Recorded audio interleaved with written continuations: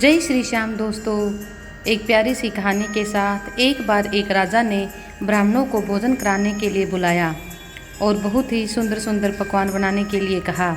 राजा का रसोइया खुले आंगन में भोजन पका रहा था। उसी समय एक चील अपने पंजे में एक जिंदा सांप को लेकर राजा के महल के ऊपर से गुजरी।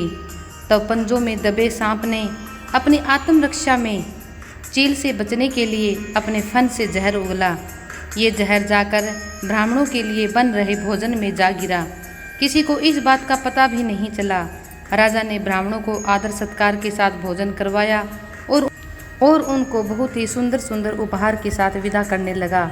जैसे ही राजा ब्राह्मणों को विदा करने लगा, उसी समय सभी ब्राह्मण दर्द से तड़पने लगे और देखते ही देखते सभी ब्राह्मणों की मौत हो गई। ये देखकर राजा को बहुत ज़्यादा दुख हुआ और वह अंदर तक टूट गया कि देखो, मैंने तो ब्राह्मणों को कितनी इज्जत के साथ भोजन कराया और अब मैं इनकी मौत का दर्द कैसे बर्दाश्त करूंगा, क्योंकि जनता तो यही सोचेगी कि राजा ने ही इन ब्राह्मणों को मारा है और मुझे पापी समझेगी। यह सोच सोचकर राजा और भी परेशान हो गया, परंतु उसे कुछ भी समझ में नहीं आ रहा था कि इसका दोषी कौन है, क्योंकि रसोइया तो पहले से ही बहुत पुराना और वफादार है। वो ऐसा काम कर ही नहीं सकता, उसने कभी ऐसा गलत काम नहीं किया। यह सोचकर राजा और भी परेशान होने लगा, लेकिन किसी को कुछ समझ में नहीं आ रहा था। यमराज जो सभी के पापों का लेखा जोखा रखते थे, उन्हें भी यह समझ नहीं आ रहा था कि इस पाप को किसके कर्म खाते में डालें। राजा, जिसको पता ही नहीं था कि खाना जहरीला हो गया है, या फिर रसोइया जिसको पता ही नहीं चला था कि खाना बनाते समय वह जहरीला हो गया है, या फिर चील को इस पाप के कर्म में रखा जाए जो जहरीला सांप लेकर भोजन बन रहे स्थान के ऊपर से निकली, या फिर उस सांप को जिसने अपनी आत्मरक्षा में जहर उगला और वह जहर खाने में गिर गया। क्योंकि इस पाप कर्म के पीछे किसी का भी दोष नहीं था। किसी ने भी जानबूझ के कोई गलत काम नहीं किया था। किसी ने भी पंडितों को मारने की कोशिश नहीं की थी, बल्कि जब राजा को पता चला तो वह बहुत ज़्यादा दुखी हुआ, और जब रसोइये को पता चला तो वह और भी ज़्यादा दुखी हुआ, क्योंकि खाना उसी ने बनाया था।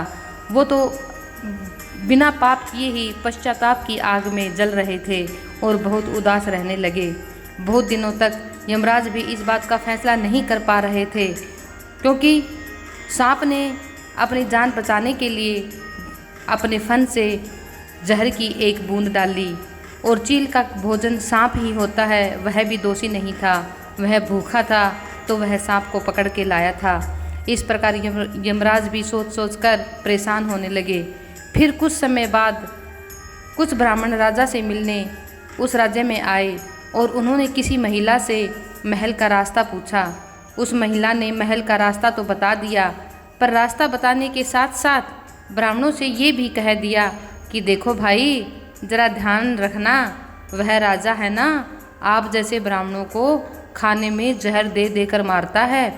यह कहकर महिला बहुत ही मज़े से मुस्कुराई और उसको चुगली करने में बहुत मज़ा आ रहा था। उसने राजा के बारे में कई अपशब्द और भी कहे, परंतु और वह राजा और रसोइयों की बुराई करने में पीछे नहीं हट रही थी। राजा के बारे में गलत गलत बोले जा रही थी, परंतु उस महिला को इस चीज़ का एहसास ही नहीं हुआ था कि राजा और रसोइया कितना दुखी है ब्राह्मणों की मृत्यु से। तब उसी समय यमराज ने फैसला लिया कि उन मृत ब्राह्मणों की मृत्यु के पाप का फल इस महिला के खाते में लिखा जाएगा और उसे ही इस पाप का फल भुगतना होगा। यमराज के दूतों ने पूछा, प्रभु आप ऐसा क्यों कर रहे हो, जबकि उन मृत ब्राह्मणों की हत्या में उस महिला की तो कोई भूमिका ही नहीं है। तब यमराज जी कहते हैं कि जब कोई व्यक्ति पाप करता है तब उसे बड़ा आनंद मिलता है, पर उन मृत ब्राह्मणों की हत्या से न तो राजा को आनंद मिला, न ही उस रसोइये को, ना ही उस सांप को और ना ही उस चील को, क्योंकि सांप और चील तो जानते ही नहीं कि उनकी गलती से क्या हुआ है। वो तो अपना काम कर रहे थे, परंतु उनका कोई ऐसा मकसद भी नहीं था कि वह ब्राह्मणों की मौत का कारण बने। परंतु उस पाप कर्म की घटना की बुराई करने के भाव से यह महिला बहुत आनंद ले रही है और चुगली पर चुगली कर रही है। यह राजा को भी बदनाम कर रही है, रसोइया को भी बदनाम कर रही है, जिससे उसे पश्चाताप नहीं हो रहा बल्कि उसे आनंद मिल रहा है। कितने लोगों की बेवजह से मौत हो गई और उस मौत के कारण इसको आनंद आ रहा है। तो यह एक तरह से पाप कर रही है। लेकिन रसोइया और राजा आज भी मृत ब्राह्मणों की मृत्यु से कितने दुखी हैं और उस पाप कर्म की घटना की बुराई करने के भाव से यह महिला बार बार उसका बखान कर रही है और यह आनंद ले रही है।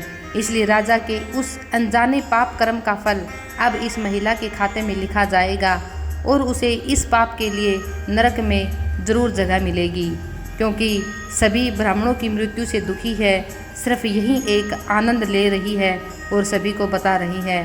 तो दोस्तों, इस कहानी से हमें यही शिक्षा मिलती है कि जब कभी किसी में दुख आता है तो हमें उसके दुखों में शामिल होना चाहिए, ना कि उनके दुखों का मजाक बनाना चाहिए। कई बार मैंने देखा है कि परिवारों में लोग इतने दुखी होते हैं और उसके दुखों को मज़ा ले लेकर बातें करते हैं और बताते हैं कि जैसा कर रहे हैं वैसा भर रहे हैं। क्योंकि कई बार क्या होता है कि इंसान से अनजाने में भी गलती हो जाती है, भूल हो जाती है और उसका फल उससे ज़्यादा उसकी चुगली करने वालों को लगता है। आपने देखा होगा कि भगवान राम को सिर्फ एक चुगली के कारण ही वनवास भुगतना पड़ा।